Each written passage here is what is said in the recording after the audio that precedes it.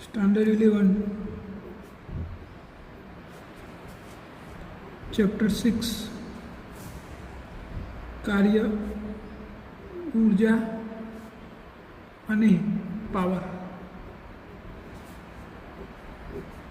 જે આપણે નવું ચેપ્ટર સ્ટાર્ટ કરી રહ્યા છીએ કાર્ય ઊર્જા અને પાવર કાર્ય જેને આપણે સાદા ગુજરાતીમાં કામ કહીએ છીએ આપણી ભાષામાં કાર્યને આપણે શું કહીએ છીએ કામ પરંતુ આપણે જે કામ કરીએ છીએ આ ભૌતિક વિજ્ઞાનના કાર્ય જેવું નથી આ બંને વચ્ચે ઘણો મોટો ફરક છે આપણે જે કામ કરીએ છીએ એ ભૌતિક વિજ્ઞાનનું કાર્ય નથી આપણે અહીંયા ભૌતિક વિજ્ઞાનના સંદર્ભમાં કાર્ય શું છે સમજવાનું છે કાર્ય સૌથી પહેલાં આપણે કાર્ય વિશે સમજી લઈએ પછી આપણે ઉર્જા અને પાવર સમજીશું તો આ સમજીએ પહેલાં આટલી તો તમને ખબર પડી જ ગઈ હશે કે આપણે જે કામ કરીએ છીએ એ કાર્ય નથી અહીંયા ભૌતિક વિજ્ઞાનમાં કાર્યનો જુદો અર્થ થાય છે જે આપણે ચેપ્ટર ભણીશું ત્યારે સમજીશું હવે આપણે આ ચેપ્ટર શરૂ કરીએ એ પહેલાં કેટલીક ગાણિતિક પ્રક્રિયાઓ આપણે ભણવાની છે સૌથી પહેલાં જોઈશું અદિશ ગુણાકાર જો આપણે ચેપ્ટર 4ની અંદર સદિશો અને અદિશોનો અભ્યાસ કર્યો છે જેમાં સદિશો જેવા કે સ્થાનાંતર વેગ પ્રવેગ બળ ક્ષેત્રફળ આ બધા સદિશ છે અને આ સદિશના સરવાળા અને બાદબાકી આપણે ચેપ્ટર 4માં ભણી ગયા છીએ હવે આપણે એમના ગુણાકારની ચર્ચા કરવાની છે તો સદિશના બે રીતે ગુણાકાર થઈ શકે સદિશોના ગુણાકાર બે પ્રકારના હોય એક છે અદિશ ગુણાકાર અને બીજો છે સદિશ ગુણાકાર સદિશના બે રીતે ગુણાકાર થઈ શકે કયા એક અદિશ ગુણાકાર અને બીજો સદિશ ગુણાકાર આપણી જોડે માન લો કે બે સદિશ છે એક સદિશ એ છે અને એક બીજો સદિશ બી છે તો આ બંનેનો આ રીતે ગુણાકાર કરીએ એને અદિશ ગુણાકાર કહેવાય અને વંચાય કઈ રીતે તો સદિશ એ ડોટ સદિશ બી આને અદિશ ગુણાકાર કહેવાય અને સદિશ ગુણાકાર સદિશ એ ક્રોસ સદિશ બી આને ક્રોસ કહેવાય એટલે કે ડોટ ગુણાકાર એ અદિશ ગુણાકાર છે અને ક્રોસ ગુણાકાર એ સદિશ ગુણાકાર છે અદિશ ગુણાકારનું પરિણામ અદિશ આવે છે તમે બે સદિશનો અદિશ ગુણાકાર કરો તો જવાબ અદિશ આવે અને બે સદિશોનો સદિશ ગુણાકાર કરો તો જવાબ સદિશ આવે એટલા માટે જ આને અદિશ ગુણાકાર કહેવાય અને આને સદિશ ગુણાકાર કહેવાય તો સૌથી પહેલાં આપણે અદિશ ગુણાકાર જોઈશું તો કોઈપણ બે સદિશનો અદિશ ગુણાકાર એટલે કે A dot B is equal to A B cos theta થાય તો બરાબર સમજો આપણે આ હાલ ભણવાનો નથી એ આપણે આગળના ચેપ્ટરમાં ભણીશું અત્યારે હાલ આપણે આ ચેપ્ટરમાં માત્ર બે સદિશોના અદિશ ગુણાકારનો અભ્યાસ કરવાનો છે આપણી જોડે બે સદિશ છે સદિશ એ અને સદિશ બી આ બંનેની દિશા હોય પરંતુ તમે એમનો ડોટ ગુણાકાર કરો એટલે જવાબ અદિશ થઈ જાય જેને કોઈ દિશા હોતી નથી તો સદિશ એ ડોટ સદિશ B is equal to A B cos theta આ અદિશ ગુણાકાર માટે સૂત્ર થયું જો આ એ સદિશ આ બી સદિશ એમનું પરિણામ તો સદિશ એનું મૂલ્ય ગુણ્યા સદિશ બીનું મૂલ્ય કોસ થીટા જે થીટા એ સદિશ એ અને સદિશ બી વચ્ચેનો ખૂણો છે યાદ રાખજો બરાબર હવે આ ખાસ યાદ રાખવાનું સદિશ એ ડોટ સદિશ બી બરાબર શું થશે એ બી કોસ થીટા એટલે તમે આવું લખી શકો સદિશ એ ડોટ સદિશ બી બરાબર બી એ કોસ થીટા કોઈ ફરક પડતો નથી અને આપણે આવી બીજી રીતે પણ કહી શકીએ કે બે સદિશનો અદિશ ગુણાકાર એટલે શું માન લો કે સદિશ એ છે અને એક આ સદિશ બી છે અને આ વચ્ચેનો ખૂણો થીટા છે તો હવે તમે અહીંયા લંબ દોરો તો આ ઘટક શું થયો આટલો બી કોસ થીટા થાય એવી જ રીતે તમે આવું કરી શકો માન લો કે સદિશ બી છે અહીંયા સદિશ એ છે તો એ આ વચ્ચેનો ખૂણો થીટા અહીંયાથી તમે લંબ દોરો બી ઉપર તો આ એ કોસ થીટા થાય એટલે કે આ સદિશ એ અને આ બી કોસ થીટા એ બીનો એ પરનો પ્રક્ષેપ છે તો એ ડોટ બી બરાબર શું થાય સદિશ એ ડોટ સદિશ બી બરાબર તમે શું કહી શકો ગમે તે એકનું મૂલ્ય એટલે આપણે એનું મૂલ્ય લઈએ તો બીજો જે વધ્યો એનો પ્રક્ષેપ લેવાનો એટલે કે બી કોસ થીટા અહીંયા જુઓ તમે એ ડોટ બી બરાબર તમે બીનું મૂલ્ય લો તો એનો બી પરનો પ્રક્ષેપ એનો આ બી પરનો પ્રક્ષેપ શું છે? એ કોસ થીટા. તો તમે સદિશ બે સદિશના અદિશ ગુણાકારને આવી રીતે પણ કહી શકો કે કોઈપણ બે સદિશનો અદિશ ગુણાકાર બરાબર ગમે તે એક સદિશનું મૂલ્ય અને બીજા સદિશનો પહેલા સદિશ પરનો પ્રક્ષેપનો ગુણાકાર, એટલે કે એ ડોટ બી બરાબર એ બી કોસ થીટા. તો આ આપણો અદિશ ગુણાકાર છે. હવે યાદ રાખવાનું, કોઈ પણ બે સદિશનો અદિશ ગુણાકાર બરાબર એ બી કોસ થીટા. ત્યાં થીટા એ અને બી વચ્ચેનો ખૂણો છે. હવે અદિશ ગુણાકાર કેટલીક ગાણિતિક પ્રક્રિયાઓના નિયમોનું પાલન કરે છે. એટલે કે પહેલું અદિશ ગુણાકાર ક્રમના નિયમનું પાલન કરે છે. એટલે કે A dot B is equal to B dot A લખી શકાય. આ સાચું છે, આવું લખી શકાય, ખોટું નથી. બીજું વિભાજનના નિયમનું પણ પાલન કરે છે. એટલે કે સદિશ A dot B plus C, તો તમે આનું આવું વિસ્તરણ કરી શકો, સદિશ એ ડોટ બી પ્લસ સદિશ એ ડોટ સી. એટલે કે વિભાજનના નિયમનું પણ પાલન કરે છે. કોઈ વાસ્તવિક સંખ્યાના ગુણાકારમાં લેમ્ડા કોઈ વાસ્તવિક સંખ્યા છે એ ડોટ બી, તો તમે આવું લખી શકો એ ડોટ લેમ્ડા બી. એટલે કે આ વાસ્તવિક સંખ્યા એટલે કે અદિશને તમે ગમે તે સાથે ગુણાકારમાં લઈ શકો છો. પહેલાં એના ગુણાકારમાં હતું, એની જગ્યાએ તમે બીના ગુણાકારમાં લખી શકો છો. ડોટ ગુણાકાર એમના એમ રહે છે, બદલાતો નથી. હવે આપણે એમના એકમ સદિશોની વાત કરીએ એ પહેલાં આપણે સમજી લઈએ. જો એ ડોટ બી બરાબર શું થાય? એ બી કોસ થીટા થાય, બે સદિશોનો અદિશ ગુણાકાર. હવે જો સદિશ એ લંબ સદિશ બી હોય, એટલે કે એ અને બી વચ્ચેનો ખૂણો π/2 હોય, તો શું થાય? જુઓ, A dot B is equal to A B cos π/2, અને કોસ π/2ની કિંમત શું થઈ જાય? 0. તો આ તમારે યાદ રાખવાનું, બે લંબ સદિશનો અદિશ ગુણાકાર, બે લંબ સદિશનો અદિશ ગુણાકાર શું થાય? 0 થાય છે. આ એક નિયમ યાદ રાખવાનો જો બે સદિશ લંબ હોય તો. હવે બે સદિશ સમાંતર હોય, સદિશ એ સમાંતર સદિશ બી, તો શું થશે? થીટા 0. હવે આપણે અદિશ ગુણાકાર કરીએ તો એ ડોટ બી બરાબર એ બી કોસ 0, થીટાની કિંમત શું આવી? 0. તો હવે A dot B is equal to cos 0ની કિંમત 1 થાય, તો એ બી. એટલે કે બે સમાંતર સદિશનો અદિશ ગુણાકાર એ બે સદિશના મૂલ્યના ગુણાકાર જેટલો જ થાય. તો આ બે નિયમો યાદ રાખવાના. હવે એમના એકમ સદિશોની વાત કરીએ તો જુઓ, એકમ સદિશ આઈ dot I is equal two શું થશે? આઈ ડોટ આઈ એટલે આપણે આવું લખી શકીએ, આઈ ગુણ્યા i cos theta. I dot i એટલે આઈનું મૂલ્ય ગુણ્યા આઈનું મૂલ્ય કોસ થીટા. હવે બે એક જ એક્સ એટલે થીટા 0 થયો, તો આઈ ગુણ્યા આઈ કોસ 0. કોસ 0ની કિંમત 1 થાય, તો આઈ ગુણ્યા આઈ એટલે કે આઈ સ્ક્વેર. પણ આ તો એકમ સદિશની કિંમત હંમેશા 1 હોય, એટલે કે 1. તો આઈ ડોટ આઈ શું થયું? 1. તો એવી રીતે જે ડોટ જે પણ શું થશે? 1. એવી રીતે કે ડોટ કે પણ શું થશે? 1. તો આઈ ડોટ આઈ જે ડોટ જે ઇઝ ઇક્વલ ટુ કે ડોટ કે ઇઝ ઇક્વલ ટુ 1. એવી જ રીતે લંબ સદિશો, જો લંબ સદિશોનો તો ગુણાકાર શું થઈ જાય? 0. તો આઈ ડોટ જે ઇઝ ઇક્વલ ટુ જે ડોટ કે ઇઝ ઇક્વલ ટુ કે dot I is equal two શું થઈ જશે? 0. તો તમારે યાદ રાખવાનું છે, યાદ રાખવાની જ બાબતો છે આ બધી, કારણ કે દાખલાઓમાં એની જરૂર પડશે. આપણે ઉદાહરણ નંબર 6.1 જોઈએ. જો બર આપેલું છે એફ બરાબર 3i cap plus 4j cap minus 5k cap, અને સ્થાનાંતર સદિશ આપેલો છે ડી બરાબર 5i plus 4j cap plus 3k cap. તો આ બે વચ્ચેનો ખૂણો તથા એફના ડી પરના પ્રક્ષેપનું મૂલ્ય શોધો.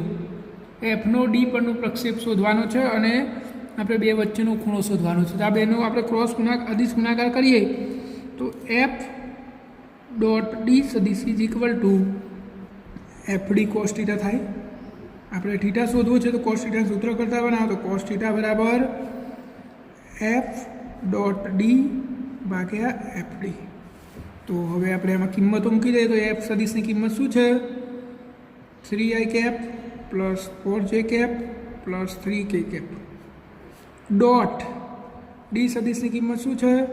5i cap plus 4j cap plus 3k cap ભાગ્યા એફનું મૂલ્ય. આપણે મૂલ્ય તો ખબર છે કેવી રીતે શોધીએ છીએ, આપણે આગળના ચેપ્ટરમાં ભણી ગયા છીએ. એફનું મૂલ્ય શું થશે? 3નો વર્ગ વત્તા 4નો વર્ગ વત્તા -5નો વર્ગ. આ એફનું મૂલ્ય ગુણ્યા ડીનું મૂલ્ય. ડીનું મૂલ્ય શું થશે? વર્ગમૂળમાં 5નો વર્ગ વત્તા 4નો વર્ગ વત્તા 3નો વર્ગ. હવે ઉપર ગુણાકાર કઈ રીતે કરીશું એ સમજી લો બરાબર. આઈનો આઈ સાથે, જેનો જે સાથે અને કેનો કે સાથે જ ગુણાકાર થાય. તો 3i ગુણ્યા 5i, 5 તરી 15 અને આઈ ડોટ આઈ શું થાય? 1 થઈ જાય. તો આ પહેલું પદ પૂરું. હવે બીજું આ પ્લસ ગુણ્યા પ્લસ પ્લસ 4j ગુણ્યા 4j શું થાય? 16. જે ડોટ જે શું થઈ જાય? 1. આવું થાય. જુઓ અહીંયા 3i ડોટ 3i 5i. તો જુઓ 5 તરી 15 અને આઈ ડોટ આઈ 1 થઈ ગયો. એવી રીતે પ્લસ 4j ડોટ 4j. તો 4 ગુણ્યા 4 16 અને જે ડોટ જે 1 તો 16 થઈ ગયા. છેલ્લું પદ પ્લસ પ્લસ છે બંને. એક મિનિટ, અહીંયા ભૂલ થઈ છે મારે. 3i cap plus 4j cap minus 5k cap છે બરાબર. તો આ માઇનસ 5 તરી 15 અને k ડોટ k 1. તો ઉપરનો ગુણાકાર પૂરો થઈ ગયો. હવે નીચે વર્ગમૂળમાં 3નો વર્ગ 9, 4નો વર્ગ 16 અને 5નો વર્ગ 25 ગુણ્યા અહીંયા 5નો વર્ગ 25 પ્લસ 4નો વર્ગ 16 પ્લસ પેલાનો 9. તો ઉપર શું થશે? 16માંથી 15 જાય 1 એટલે ઉપર 16 વધ્યા. નીચે 25 વત્તા 16 વત્તા 9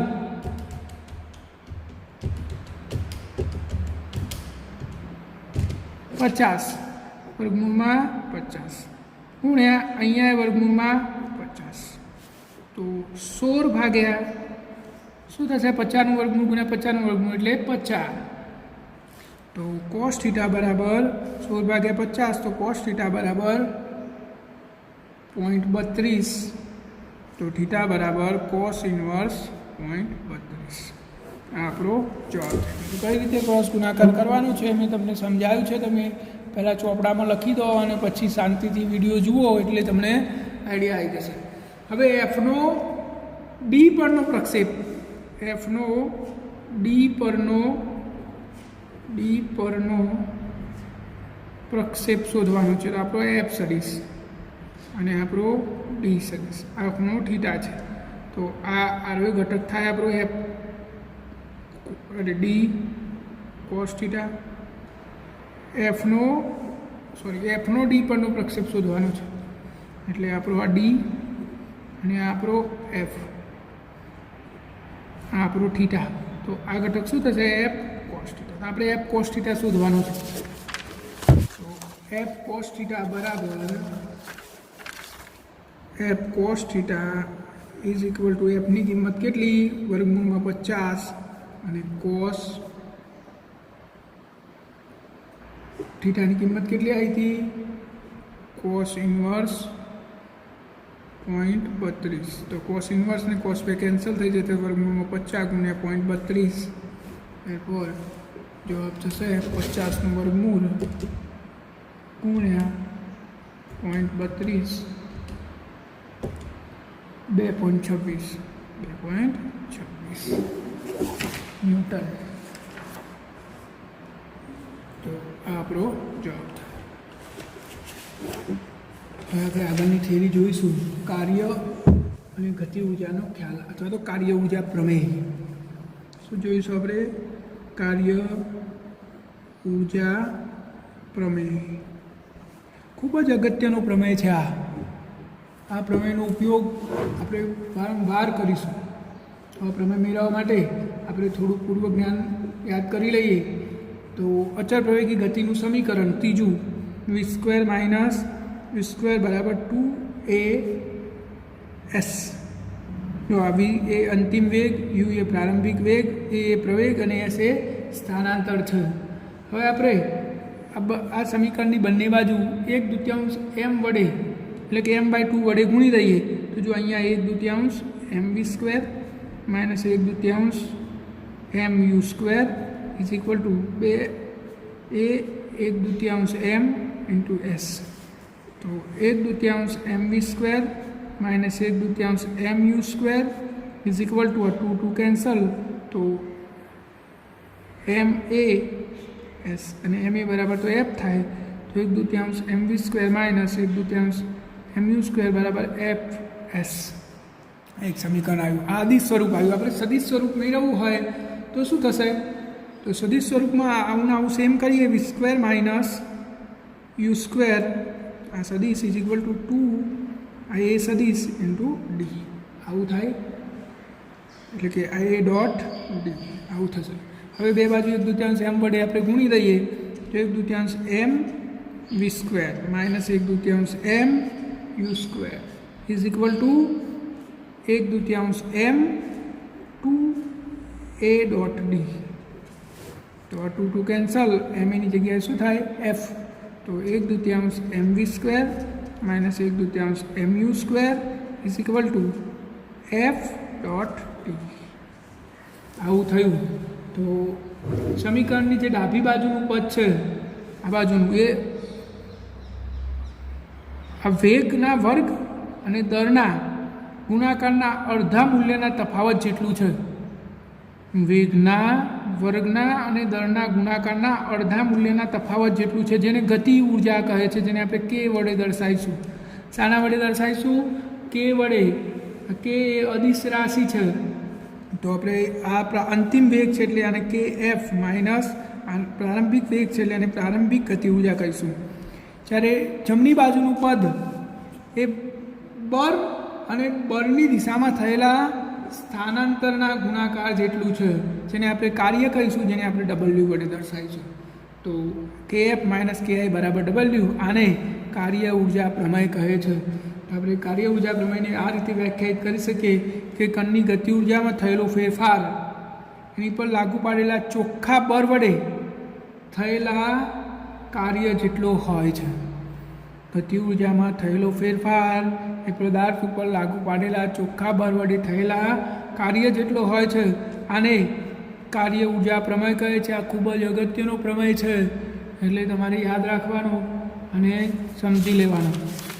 આપણે હવે આગળ કાર્ય ઉર્જા પ્રમેય સમજવા એક ઉદાહરણ જોઈએ. 6.2 ઉદાહરણ નંબર 6.2. વરસાદનું ટીપું નીચે તરફ લાગતા ગુરુત્વાકર્ષણ બળ અને વિરુદ્ધ દિશામાં લાગતા અવરોધક બળની અસર હેઠળ પડે છે. અવરોધક બળ ટીપાની ઝડપના સમપ્રમાણમાં હોય છે જે સામાન્ય રીતે જાણી શકાતું નથી. ધારો કે 1 ગ્રામ દળનું એક ટીપું 1 કિમી ઊંચાઈથી પડે છે. તે જમીન પર 50 મીટર પર સેકન્ડની ઝડપથી સ્પર્શે છે. તો ગુરુત્વાકર્ષણ બળ વડે થયેલું કાર્ય અને અજ્ઞાત બળ વડે થયેલું કાર્ય ગણો. જો એક ટીપું છે, અહીંયા વરસાદનું ટીપું સ્થિર છે, સ્થિર. હવે એ નીચે પડે છે, આમ જમીન ઉપર સ્પર્શે ત્યારે એનો વેગ એટલે કે પ્રારંભિક વેગ u0 અને અંતિમ વેગ v 50 મીટર પર સેકન્ડ અહીંયા આટલા વેગથી નીચે સ્પર્શે છે. તો જો આ બૂંદ જ્યારે અહીંયાથી ગતિ કરતું હશે ત્યારે નીચે તરફ ગુરુત્વાકર્ષણ બળ લાગશે mg અને ઉપર તરફ અવરોધક બળ લાગશે જેને આપણે FR કહી દઈએ. હવા હોય તો હવાના કારણે એની ગતિ અવરોધાય એને અવરોધક બળ કહેવાય. તો આપણે આ વજન બળ વડે થયેલું કાર્ય અને આ અવરોધક બળ વડે થયેલું કાર્ય આપણે ગણવાનું છે. તો આપણે કાર્ય ઉર્જા પ્રમેયનો ઉપયોગ કરી શકીએ. અહીંયા 2 કાર્ય થશે, એક કાર્ય નીચે તરફ અને એક કાર્ય ઉપર તરફ. તો કાર્ય ઉર્જા પ્રમેય અનુસાર કાર્ય ઉર્જા પ્રમેય અનુસાર ગતિ ઉર્જામાં થયેલો ફેરફાર એટલે કે એફ માઇનસ કે આઈ બરાબર થયેલું કુલ કાર્ય. અને અહીંયા 2 કાર્ય છે. કયા કયા? એક ગુરુત્વાકર્ષણ બળ વડે થયેલું કાર્ય અને એક અવરોધક બળ વડે થયેલું કાર્ય, એટલે બંને કાર્યનો સરવાળો.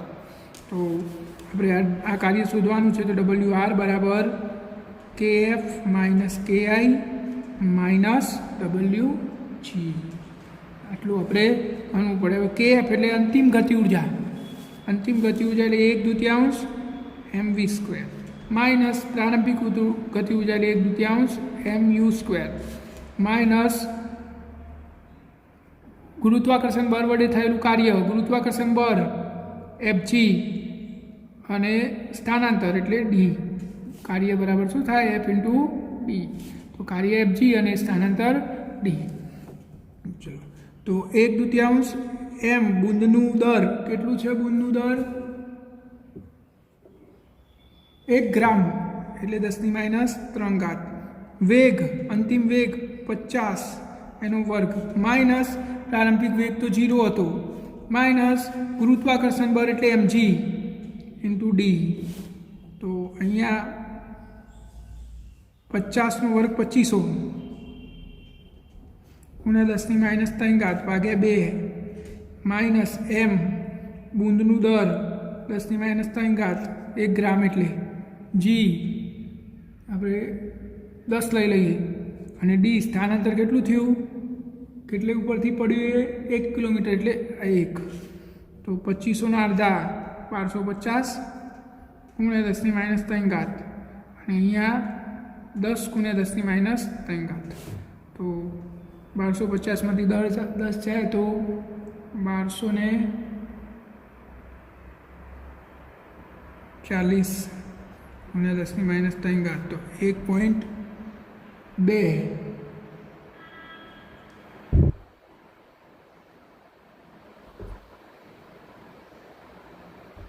હા, અહીંયા આપણે ડીની કિંમત આપેલી છે 1 કિલોમીટર એટલે 10⁻³ મીટર થાય. એટલે આપણે ભૂલ કરી છે. તો 10⁻³ પ્લસ માઇનસ કેન્સલ, તો અહીંયા વચ્ચે 10.